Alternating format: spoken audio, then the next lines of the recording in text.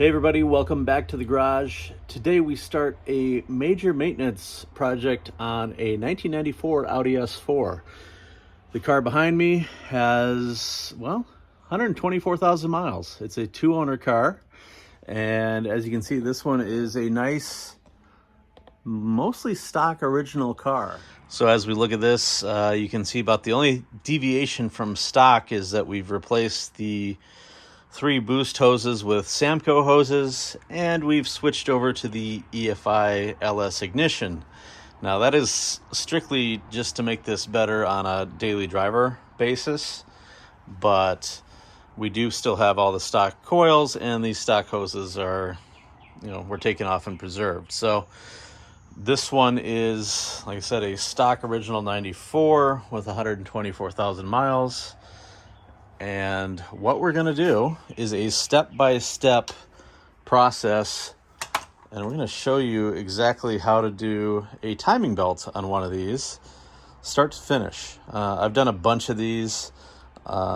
This is how I do it. It may not exactly be 100% book accurate, but I've done many of these and have not had issues, so I think I'm probably pretty safe. But with that said, before you begin, I want to point out a couple of things to make sure that you have on hand.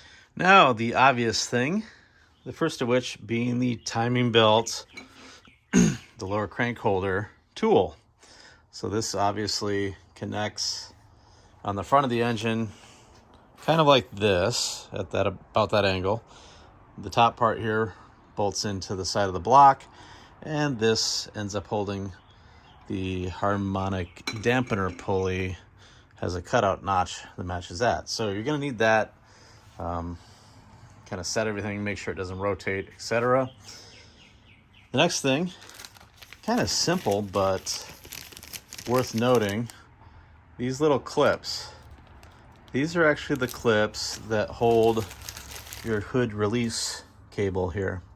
And you can see these are actually still look to be in decent condition. These are newer, and I can push them and they don't click or flex here, which shows they have a decent position in there. But let's see if I'm not sure if I have a part number on this anymore, or if it's even, nope, that's not even a correct number. So anyhow, those hood release clips can be a little bit difficult to find. At the very least, I know a lot of cars that I've seen online are running zip ties around here, and that's not the worst thing in the world in a pinch. The key is you just don't want to have this cable have too much play in it, or you're not going to be able to release the latch for your hood. So there's that. The next thing, this is clearly heavy duty. This is a 3/4 inch drive heavy duty breaker, and I use that in conjunction with a very large pipe. Now you can see this thing, that's got to be 5 feet long, and that is what I use for that lower crank bolt, both breaking it loose and when I'm putting it back together to get it good and tight. So if you've got that, that's a good start. And obviously you're going to need your timing belt parts. So here we are, we're going to get started on the S4 timing belt and other maintenance. So for starters, I'm going to remove the hood Bowden cable. So on the back side of this, there's a little plastic clip. We're going to pull that off very carefully so we can hopefully save it from damage. And I'm talking about these clips right here. As you can see, these are actually in very good condition. They're nearly new. And to get these, I use a flat-bladed screwdriver, push right into the little indent there. And I don't know if I can do this one-handed, but you can see I can just sort of rock it out of its place. So that's kind of going to be my trick to get it out. I'm going to need 2 hands to do this, to hold it out, but that's how I get it started. So push it down here and then down and back, and that should help release those, and hopefully you can save them without destroying them. If not, you're going to need replacements, or at the very least, a lot of people end up running zip ties around here, which isn't great for the gasket, but in a pinch, it at least allows you to get access to the engine bay. So I'm going to go ahead and get those clips out. I've got the rest of the hardware already removed. As you can see, the 2 headlight screws here, and then the rest of these, including the little bolts right there in the front. So get that. This will lift right up and away, and I'm actually going to set it in the trunk since we're going to not need this around for a bit. Okay, as you can see, I have removed that front core support. Very easy. I also removed the intake snorkel, just the 2 screws that anchor it to these positions right here. Just lift it up and out of the way.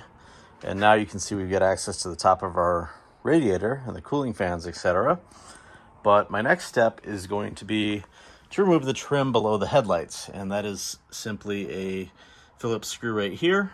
We're going to pull this out very gently, and I can't do it one-handed, but you can actually get it started. Like I said, very gently pull it out, and then grab the kind of the shaft of the sprayer nozzle with your other hand and support it while you remove the top tab that holds that on. It'll make sense once you have it out. There's just a little tab underneath the top of this right here. Just gently push up on that and it will rock down and away to remove that. And then this will lift out from here, and you can wiggle it over the top of the sprayers. So that'll actually come out and away this way. Likewise on that side, same sort of deal. So we're going to get that out of the way, and then we're going to go to our wheel wells, and there will be some screws. There's a screw right here. I know it's hard to see, but that needs to come out on each side. Holds the liner, so just make sure there's a little lip about that wide on the side of each bumper. You need to make sure that that is free. And then we'll come up front and remove this center grill, and I simply just put a screwdriver in here and release this end, and then do the same, release the other end, and then put my fingers in and just sort of pull it out across the front. You can pull the front plate frame if you want. I find to remove it, it's not really necessary. Sometimes to get it back in, it's a lot easier to take that plate off, but I just need to get access to the 2 Allen bolts. There's one on each side. So I'm gonna go ahead and do some of that. I'm gonna pull that grill and probably push this car back a little bit so I have a little more room to work here, and I will get the front bumper off and out of the way. Also, before you pull this lower grill, remember to take this piece off of your tow hook. If you still have it, that is. But your tow hook's going to be tucked back in here. This piece just attaches to it. So pop that off so that the tow hook will go through there. And like I said, I just take this screwdriver and I pop open that way. So basically I need 2 hands to do this, but I'm going to go and pull this out along the bottom so I can get the center grill out. I've already released that end of it, and I will get that out of the way so I get access to our 2 Allen bolts. Okay, so I pulled the 2 screws out of the wheel well liners, and these may or may not be attached in your car. In fact, a lot of times you can kind of sneak around them, but I just do it just to be sure. And my little trick is just this little ratcheting setup, which works wonders for wheel liners. So anyway, I'm going to pull the belly pan off of the car right now, and also keep some Ziploc bags around.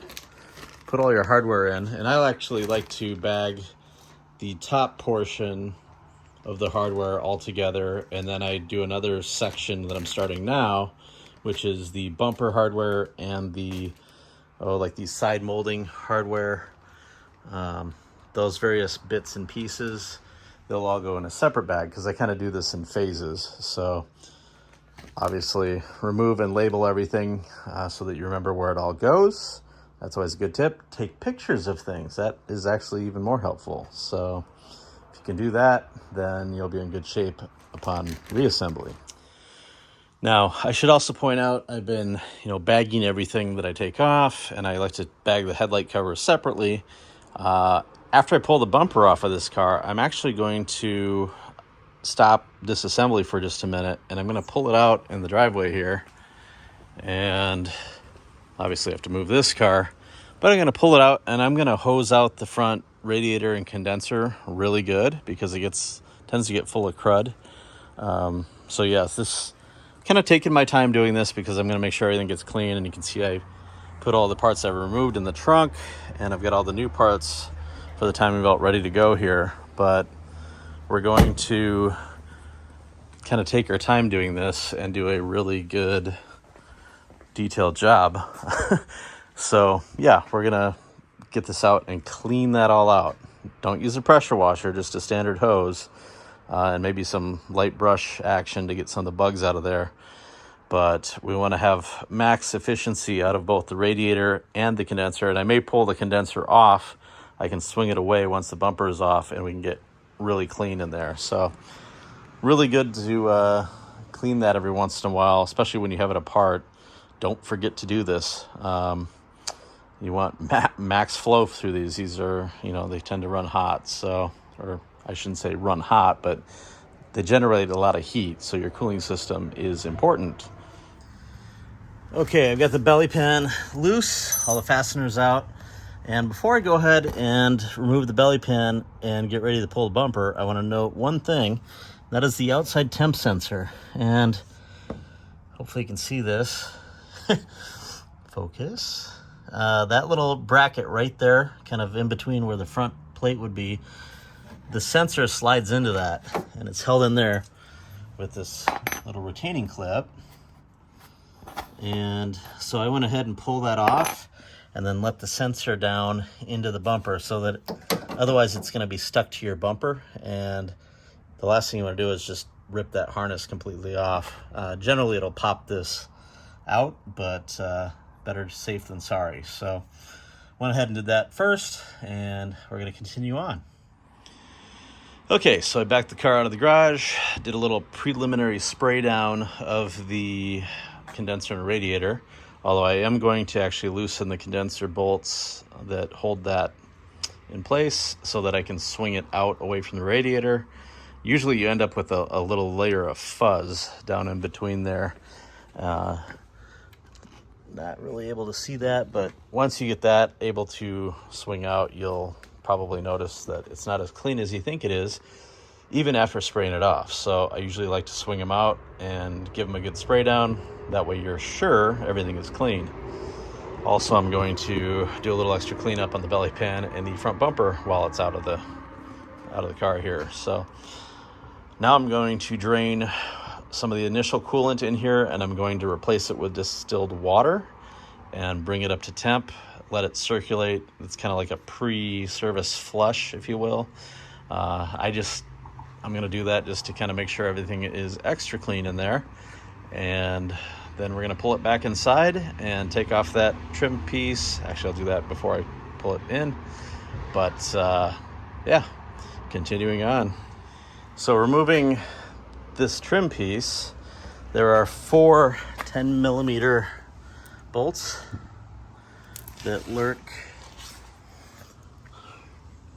basically right up in there.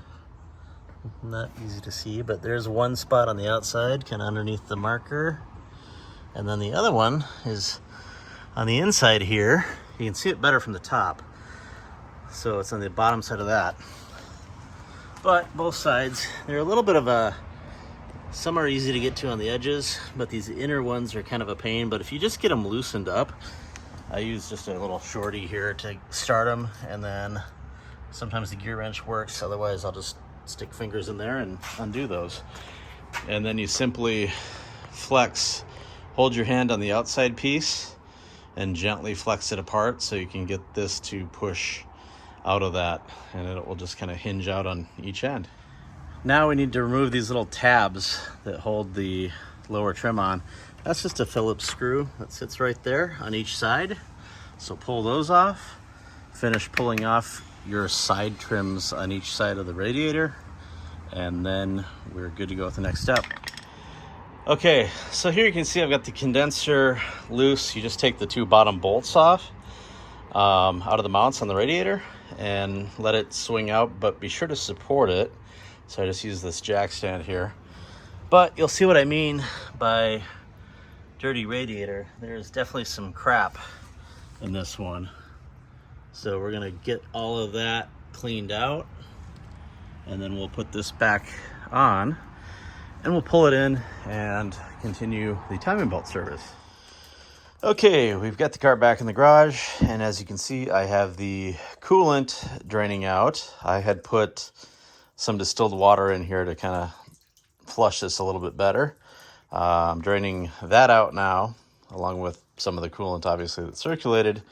And now I'm actually going to pull the air box out because I want to change the air filter and fuel filter during this service, as well as spark plugs. So I might go ahead and just do that while it's easy and kind of in my mind. And it's still early in the morning here, so I'm kind of getting myself up to speed on this. But yeah, we're going to do some of that easy maintenance stuff, and then we're going to loosen those radiator mounts. We're going to take that one off, and we're going to loosen that one, and we're going to just swing this out carefully. So fingers crossed, and we'll obviously release this and take that off carefully just to give us a little bit better swing angle here, and then we should have plenty of room to do what we need to do with the timing belt service.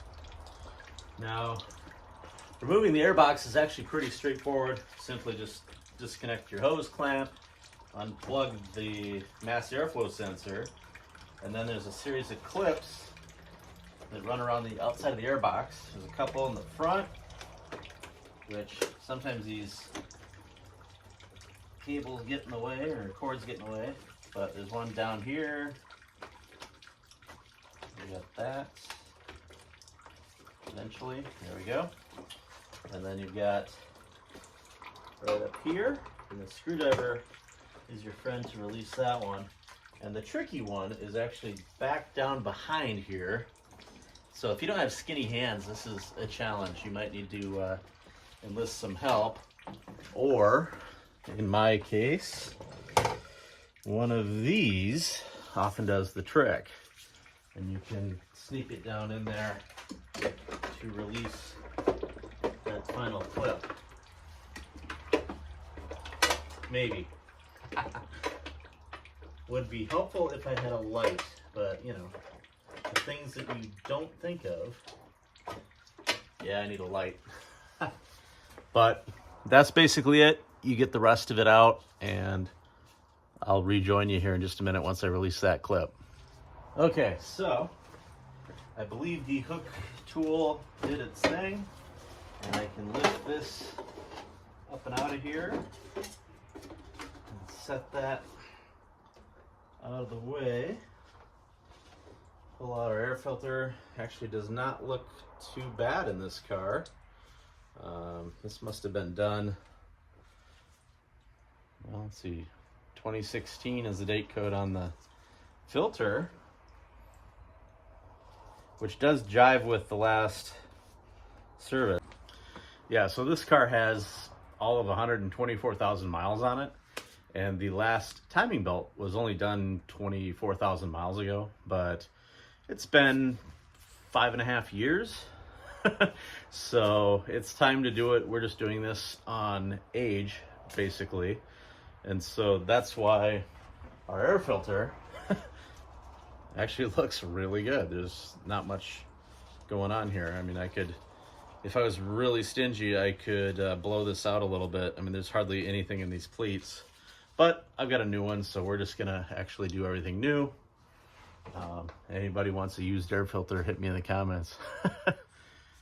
So when doing the fuel filter, you want to make sure that you support every part of this as you are using your wrenches on it, because you don't want to tweak, especially this end. You don't want to mess this up and bend anything. And so I believe this end is a, yep, 19 to hold that.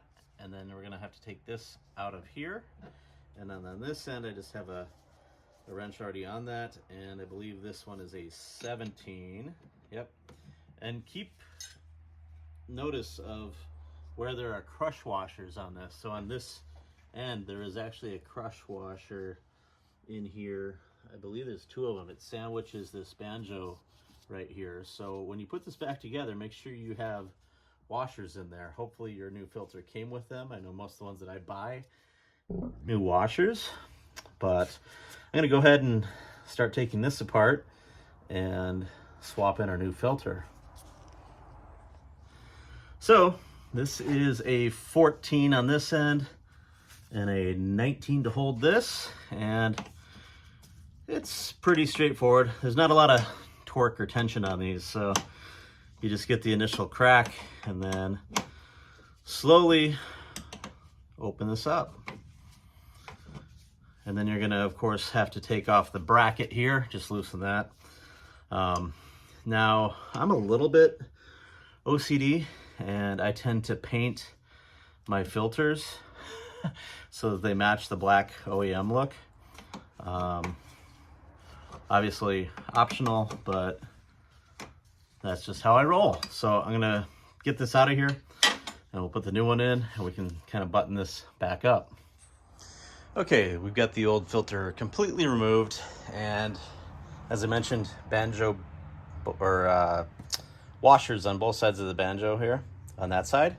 But it's also a good time when you have this apart, clean out your airbox really good. If it matters to you, you can clean up your frame rails. These are actually just kind of clean anyway, so I didn't have to do anything. But it's a good time when it's all apart that you can get in there and do some cleaning. And if you were smart and you put a rag underneath that, a lot of these oily, if you had oily frame rails, that gasoline on that rag is going to make a really good cleaner. So you can wipe it off, let it dry out, and throw it away, and get everything kind of cleaned up while it's apart. That's obviously just my level of OCD, but yeah. So anyhow, I'm going to throw the filters back in, put that back together. Might go after the spark plugs here in just a minute as well, just to have it all done. But here is our Molly air filter, and we are doing a Hengst fuel filter. And as I mentioned, I tend to paint these black. So as you can see, I've got a new one that I've already painted, so that is good to go. I did actually screw up and I painted this end of it black. Those are normally silver and the body would be black. So I screwed up on my own attention to detail. But yeah, entirely up to you, obviously. But let's continue. Okay, I am removing the passenger side engine or radiator mount. And I actually just like to, I hold a 13 on the bottom, and then I get my impact rigged up with this. And these typically aren't crazy. If yours are really seized, then obviously I'm not going to hit it with this. These are in good shape, as you can see. So it doesn't take a lot to break them loose, and I just pop it right off with that.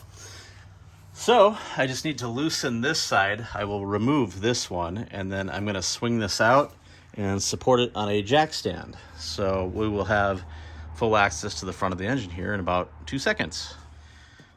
Okay, one final quick but important step before you swing the radiator out. Close your plug if it's been open, and then also these little straps hold this headlight washer line to the bottom of the radiator. So you're going to want to undo that and liberate that line so that it's not holding you back on the passenger side of the car.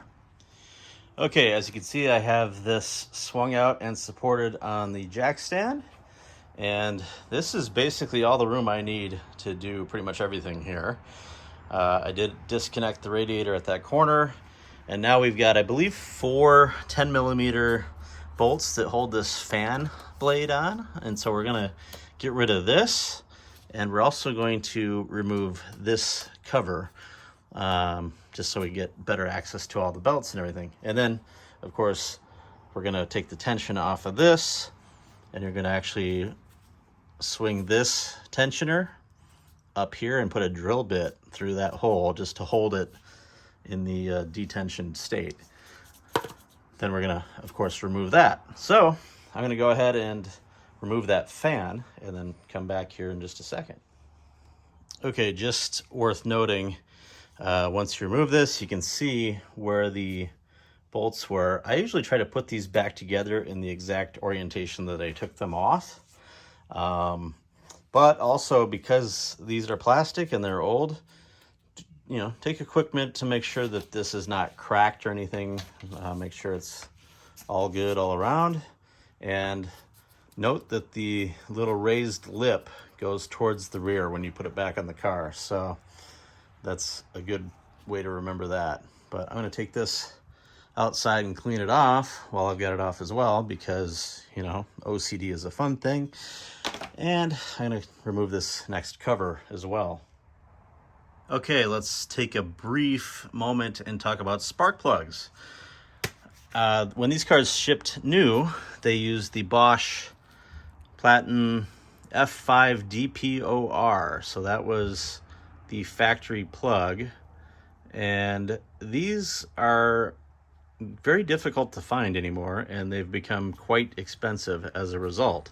So in lieu of using these, which these are a good plug, I do like these. There was actually a time though when they were having some quality control issues, and they were, you know, occasionally known for losing part of the electrode. I've never experienced that personally, but have seen a couple mentions of that online in the past. So in lieu of the availability issue, if you want to do an alternate, you've got the Bosch and the NGK, and these are probably the two most popular choices at this point. I run the NGKs in this Pearl 93, which is just like a stage 1 or 2 car, very mildly modified, and I run the Bosch plugs in my red full RS2 car, and I've had good results. No spark related issues at all. And of course, running those in conjunction with the EFI LS coil conversion.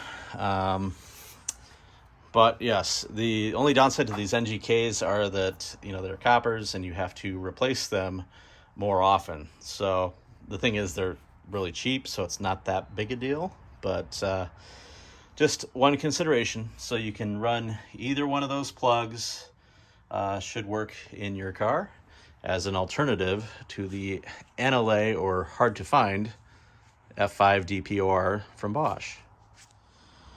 Okay, so before I take tension off of the serpentine belt, I'm going to loosen these 3 bolts that hold the power steering pulley on.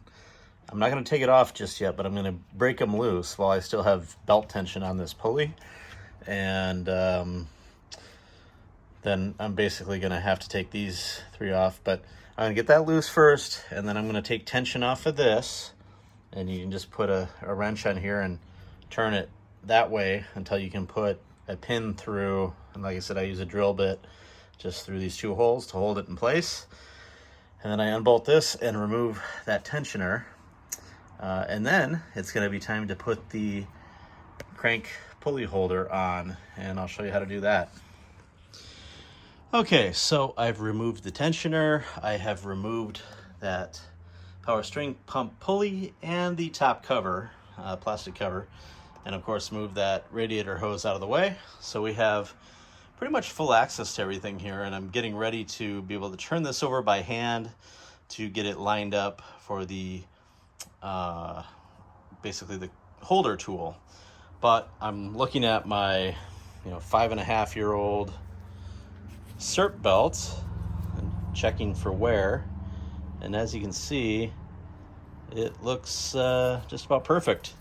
So no major issues on any of the belts so far, and like I said, these are maybe 5.5 years old, all of 24,000 miles. But the timing belt, the tension is still really good on this, so if you kind of wonder what proper tension would look like, this is pretty much it. And you can do that by, you should be able to do about a 1/4 twist of this. You see how it moves, but it takes some effort to twist that. So that's about what you want it to be in terms of tension. So that's a good sign. Everything is hanging in there. And when I do replace these, I replace the water pump. In fact, this one still has the tested sticker stuck on it from 5 years ago. And then I replace this pulley here. It's not necessary to replace the entire tensioner bit because this is just an aluminum bracket, more or less, that this bolts to. So if you do need to adjust the tension on this, you can do so from these bolts here. But as you'll find in this replacement process, since everything actually looks good tension-wise, I'll just take this off, and then when I put the new one on, I actually just thread the bolt in like maybe a fifth of the way in, and it leaves that pulley loose, and that way I sneak the belt onto it and then tighten it, and boom, it's pretty much ready to go right out of the bat. So, but it's also a good time to kind of check your other, like your alternator. Again, we're not going to touch this until we have the tool on it. We're going to turn it over by hand, put the tool on there, and then basically we're ready to start pulling that off and just doing the belt swap. But in the meantime, I'm actually going to turn my attention to the thermostat housing, which is probably the worst part of this job. And not that it's that hard, it's just that it's kind of buried in there a little bit. You can see I've got I can get my light on it there. It is that black plastic cover down here where my finger is pointing. And so you got 2 bolts that hold it in, and then the hose on the back side of it that you need to loosen. And that cover will come off easy enough. The black plastic ones are actually very easy to remove and reinstall. But the trouble is those plastic covers get brittle. So at the very least, order a new black plastic cover. But I would highly encourage that you order the billet aluminum one from EFI. The only caveat with that one is I found that putting those bolts back on it is a real challenge with those aluminum ones because there's just not enough clearance around them to get the socket on and get the bolt in. So I've had a bear of a time installing them. I mean, once they're installed, they're good, but it is going to be more effort. And of course, I'm going to remove this intake hose here. That'll give me some room to stick my hands in here. You can technically kind of do it with it in situ, but it's just easier if I pull that off, and then I've got another nice entry point and a few extensions, and you can get in there to get that off. But we're also going to do the hose underneath the intake manifold that's connected to the water pipe, which is where my finger is here. That one's kind of fun as well, so that's why we're going to pull that hose off and attack that. And there's actually another video here on YouTube where I talk about replacing that hose before it bites you. So you can look for that, or I'll put the link in the description if I remember. But I'm going to probably pull that thermostat off and get the tool in place here. And I'll try to cut back in with the video as we're placing that tool so you know kind of where things go and how to line it up. Okay, time to install the crank holder tool. And this is basically going to go onto the side of the block, kind of up. If you can see here, that goes down in here. And there's a notch on that pulley, kind of right there at about 2 o'clock, 3 o'clock-ish. Well, that's going to be when the bolt goes in. You can see over here, right up here. So this is going to notch in right there, which means that our corresponding notch down here needs to be at about 1 o'clock. So I need to rotate that around and get it into the 1 o'clock position. And then I can actually bolt this in place, and we can take out that lower crank bolt. Okay, the crank tool is in position. That is nice and tight. And now I basically just have to take this 27 millimeter heavy duty 3/4 drive and break that loose. Now, I'm probably not strong enough to do that just by hand that way. So that's where that big long pipe in the corner comes in. We're gonna put that over our breaker bar, and that will come out no problem. So I'd like to point out just how big this bar is. It stands nearly as tall as I do, and the effort to move this thing is still substantial. So that's why I use the 3/4 drive on that, because I have literally snapped a couple of the smaller smaller breaker bars. In fact, I broke 2 on the same car at one point. And this one now I don't know if I can do it one-handed. Yep, it moves. Okay, so it is underway, but it's going to take some effort. So line it up and then make sure you're not going to pop yourself in the teeth, or you're not going to smash your knuckles. Have some sort of a plan. Sometimes I'm actually pushing on it. I'll set it kind of midway in the car, and I may be pushing on it this way, and then I've got a friend here to catch me, perhaps, if it's a really stubborn one. Or they're holding the backside of the bar so that it doesn't just fly and, say, smash a headlight or anything else that you wouldn't want to happen. So not that big a deal normally, but I have run into a few of them that have been really unpleasant. So just plan ahead and make sure you have a proper breaker bar, and I highly suggest the 27 millimeter with the 3/4 inch drive, because if you break that, you've got something really special on your hands. Okay, so this is the part where you want to be careful. You have your lower harmonic balancer and crank locked in place with the tool. You've got that bolt loosened, and I'm at the point where I can turn that by hand now.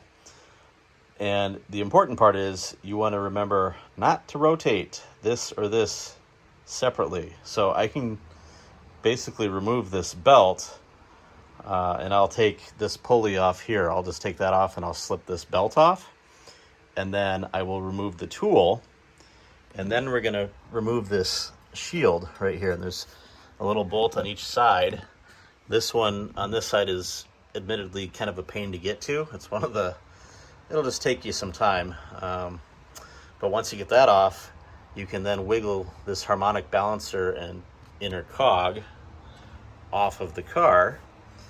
And as long as, like I said, you don't turn anything, you leave that alone, you leave that alone, it comes straight off, you're in good shape. You can go ahead and do what we need to do here. We're going to take the water pump out, which is right here, take that off, and then when it's going back together, obviously we're going to lock that back in position, put everything back on, and make sure that nothing turns at all. So that's kind of the trick, is just don't disturb anything. Just it's a really easy job as long as you don't do anything like that. And so my next step is I'm going to start loosening that little shield down here and continue on. Okay, so a little pro tip here, something I find helpful. You can get the bolt out for this bottom cover on this side, and then this side is actually quite a pain to get to access-wise. You can just barely see it on the top corner here. So what I do is I get it just loose enough that this cover will flop around a bit, and then that gives me enough wiggle room to safely remove the harmonic balancer here with the cog, and then you have far better access to get at that bolt to remove that cover. So that probably will make your life easier. For whatever reason, I just can't get, like, a gear wrench doesn't fit behind there up against the shield for me. So that's kind of the little hack I use. And then the same on reassembly. I get it started, I get my timing belt kind of in place there, and then I slide the cog in there, and then I get it all kind of in place. But I'll show you that when that time comes. For now, I'm going to pull this cover off here, take the tensioner out, and we're going to start pulling the water pump out. So we're cutting away to the removal of the water pump, and you have a 13 here and a 13 down here, and then this bolt right here, which I don't know the size top of my head on that Allen, but you have limited access to this. You may be able to get a wobble in here, but I actually like to put a box end on that and the other end here, and then I just give this a quick tap with a hammer, and it just breaks the initial tension, and then I can just about get that out by, you know, they're finger tight. So like this one I just loosened, and kind of do the same thing. So a quick little tap, that usually loosens that one, and then we'll get that bolt out there. Okay, so H6 on that top corner, and now is the part where we get to remove the water pump. And I basically just use this short bar and a hammer, and I'll tap on that bottom corner just to shift it a little bit, and that's gonna start the fluid running out of here. So your coolant's gonna start draining. And I let that run out for a while. But then it's a matter of just sort of, you know, I give it some taps back and forth, and I can, eventually we're gonna just wiggle this out of the location. But as it comes free, take particular notice to the orientation where this pump ends up when it's finally free, because that's exactly how you want to put your new one back in. You're gonna have to kind of wiggle the new one back in the reverse of removal. So I'm gonna wiggle this one a little bit, and we will then, I'll kind of cut in when I have it just at the point where it's gonna come out. I'm not gonna show you here. Okay, and I think we're pretty much there. Basically, I ended up taking out this bolt just to give me a little clearance. It turned out it wasn't necessary, and I don't really recall having to do that much in the past, but tap this so that the corner is, you know, clear over there. And I actually just gave it a little, I pried from this corner with, you know, right under here, and then turned this to about 11 o'clock. And the pump is now loose, and so you can see I can pull that out. So that's the orientation you want to go in and out with. So that bottom bolt on the right there is kind of in line with that ridge, and so that should get you access to get into the cavity, and then you can turn it back over and sneak that ear up behind it. So that is your magic removal and entry point, and this one is still rather minty. Like I said, it's got 24,000 miles on it. So yeah, we're gonna go ahead and clean this up. I'm gonna use a plastic razor initially, and then just come up and clean this up a little bit further before we replace that. But next, I'm also gonna turn my attention to the thermostat, which is buried back behind that. Okay, this is just a good time to stop and talk about a few things while we have this apart.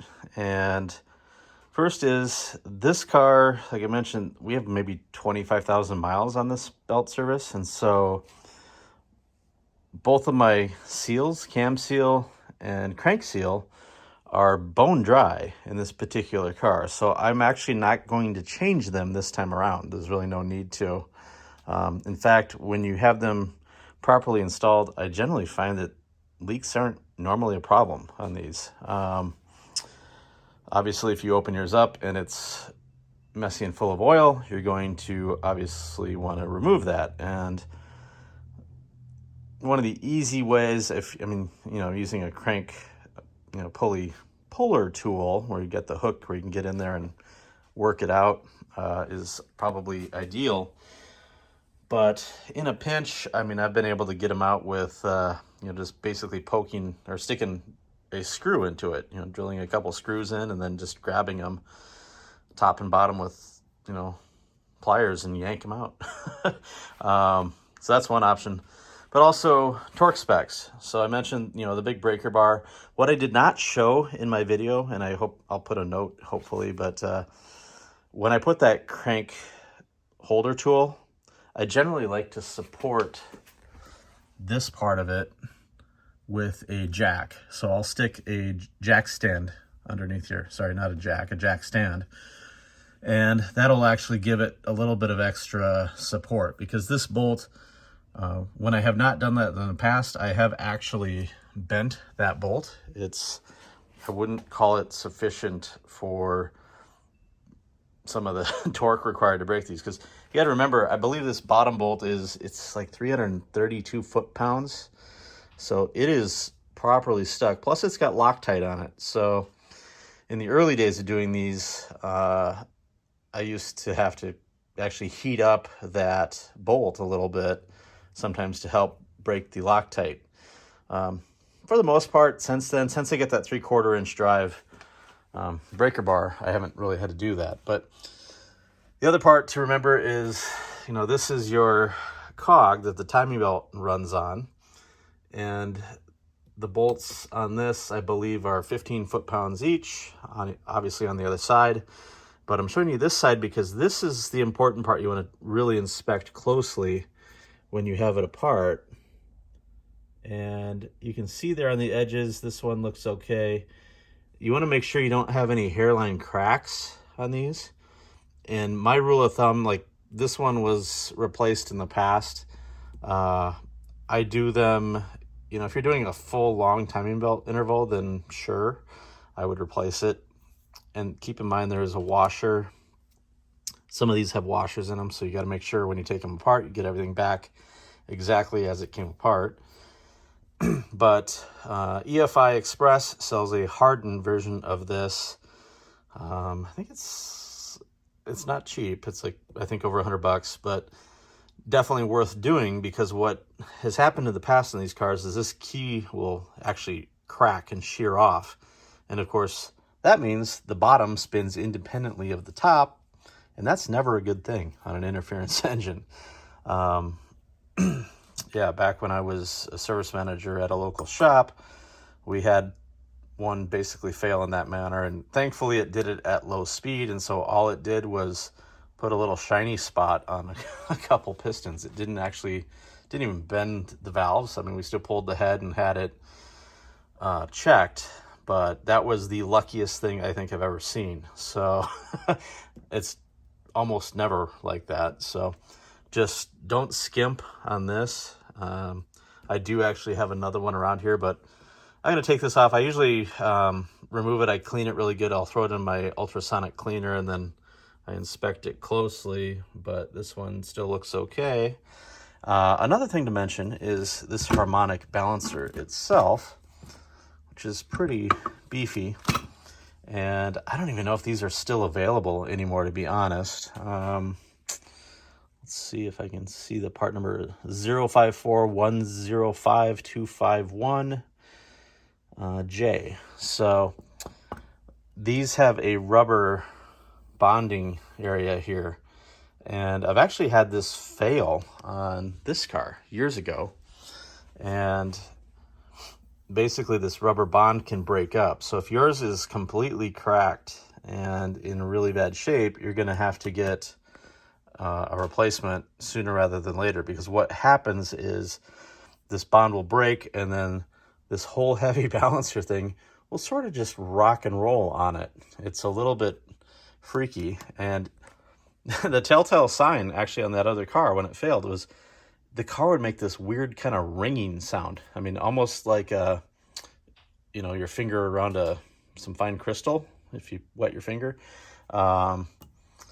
So it was making this weird kind of ringing, rattly noise, and it kind of, took a little bit of time to figure out what exactly was going on. But as soon as I stuck my hand up in there and I just happened to touch this, and it just pivoted, and I could just kind of rock it around. So that's one to definitely keep an eye on. In fact, I clean these up really good. So this one I'm going to take apart. I will may stick it in my ultrasonic and clean it, and then I usually like to just kind of repaint this and keep it all looking proper and new. And then because I'm a little OCD, I'll put a little bit of protectant on this as well. I've got some CarPro Pearl that I use on stuff like that. But anyhow, that is that. The SERP belt tensioner is another one. Like, you want to check to make sure your roller is good on that. And I believe they're getting really hard to find. I want to say EFI had some on their site the last time I looked. Otherwise, there was a hack where you could use a Volvo roller, I believe, to replace that. And it's been a while. I did that once upon a time, I believe, on the other Pearl car. But if you do a little Google searching for that, you can probably find how to replace just that roller with an aftermarket option of some sort. So keep that in mind. And again, like I mentioned, 332-ish foot-pounds on this bolt. The top bolt here, I believe, is 48 foot-pounds. And again, we're not touching that, but keep in mind, if you're going to actually, if your cam seal is leaking, you're going to replace that. Before you pull the belt, I would, mark everything in line so you can get it back exactly where it needs to be.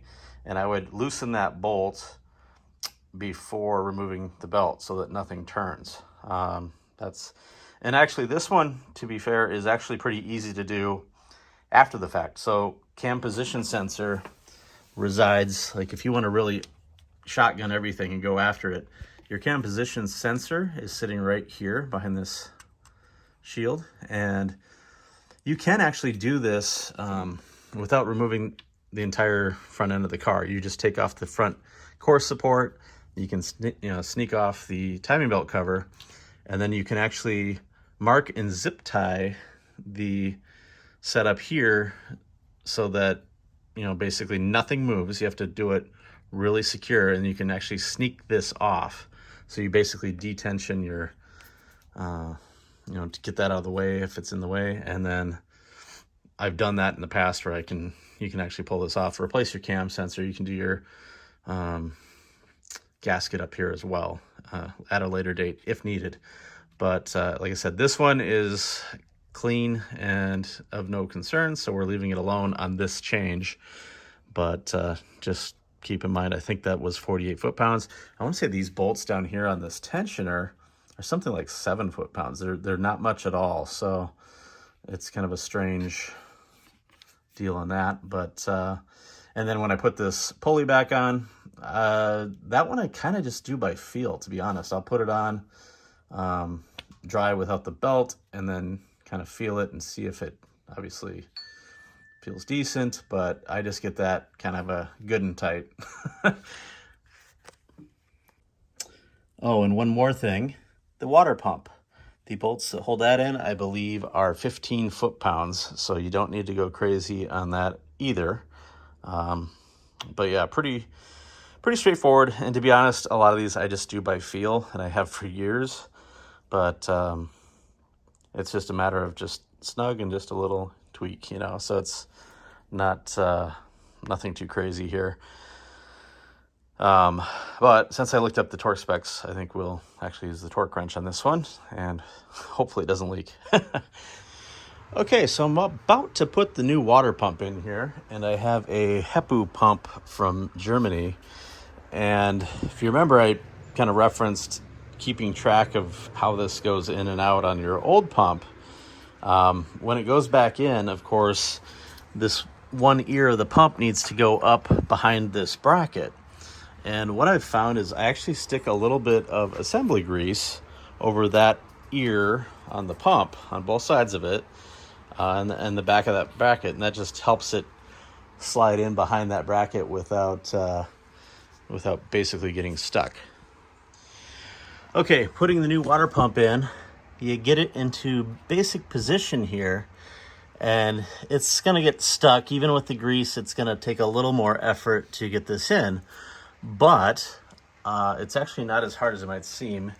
I use one of these bars and a hammer and put it on the top here and give it a few taps of persuasion. It'll turn this way a bit, and then there's a slot in the underside right here, and you're going to basically give it a couple taps that way, and you're going to basically you're going to counterclockwise rotate this thing into proper position until you get the bolts in. And again, not hitting this hard at all. You're just doing these tiny little love taps on this to get it into the correct orientation. And it's basically just about overcoming the that little ear there, just getting that into position. If not for that bracket, it would be an absolute piece of cake. But with just a little bit of helping persuasion, you can get it in there without any real effort. Also, on the water pump, when you're getting close, hold your bolt in this position, and then you can kind of tell the outline of the old water pump versus the new on the block here. So I just hold some tension in the bolt with my hand, and then I just go down here and I tap gently on the ear of this, and it will basically fall into place. So just now I was doing that and it slipped right in. So I do that there. I'll do it over here on the other one as well, if it's not already there. And it is not. So that one I'm gonna have to maybe tap downward a little bit, but basically the same thing. I'm just gonna rock that back and forth and tap on it a little bit, and it'll go right in. So just like I said, don't beat on this thing too hard. It's just gentle taps up, down, coming in from underneath with a bar just to get this ear in place. And once you get that, then the rest you just pivot to get this one, and obviously that one will fall into place. So it's pretty straightforward if you take your time.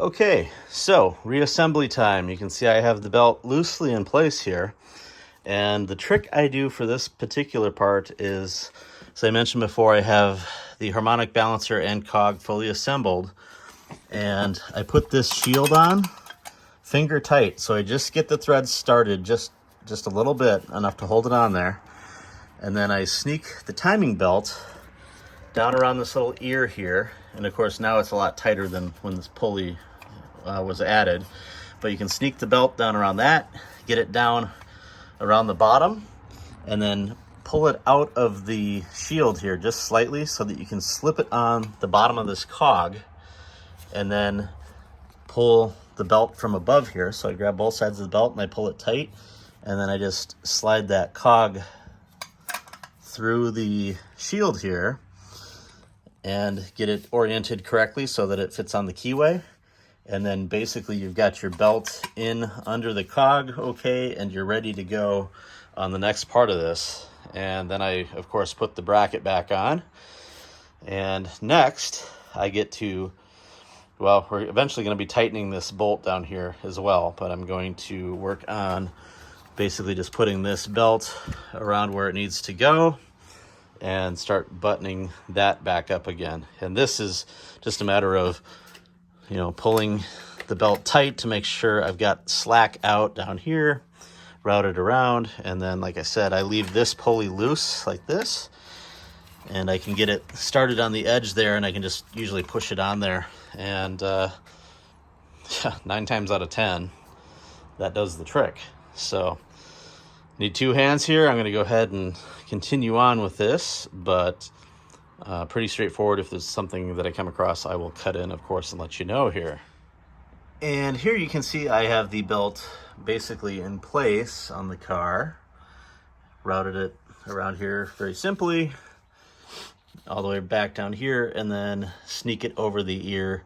And I will say these can be quite difficult to kind of sneak on, even when it's loose like that. This one's actually not too bad, which tells me I may have to adjust the tension just a little bit, but we'll see once I get this tightened up and in place. That will kind of tell me what the belt tension feels like overall. But again, pretty straightforward and simple.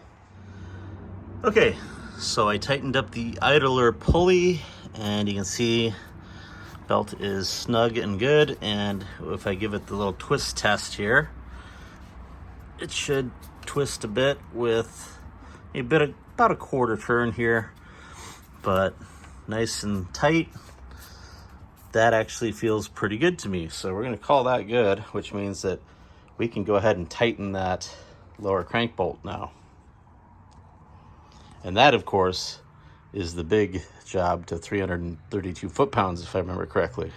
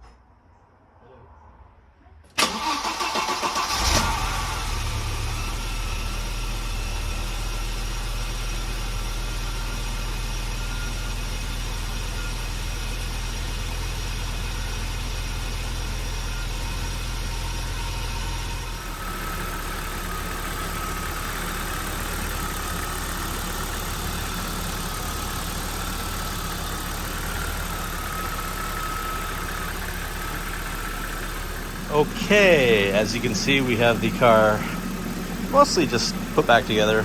Protection cover back on, fan back on.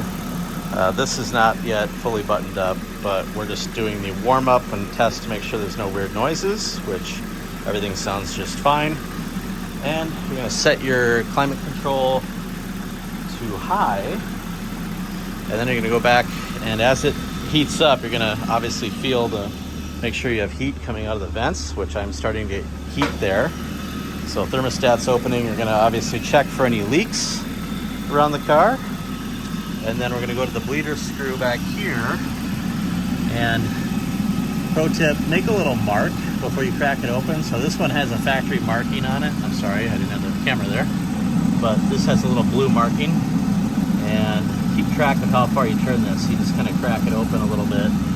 You can bleed your air out of your system here. And I've got the timing belt service all done here. I can take you up there. You can see the engine is all back together and it is all happy and done. Now, as you can probably tell by my filming and editing skills, but I promise I will work on that as we get moving here with this channel. It's a little bit weird to be on video, but if people enjoy this and this is helpful content, then I am more than happy to do it, because there seems to be a lack of content on these cars, and I guess I do have a little experience with these. I will definitely not claim to be the greatest expert in the world on everything that there has to do with these cars, but there are some areas where I'm pretty comfortable. So anyhow, thank you for watching, and we'll catch you next time.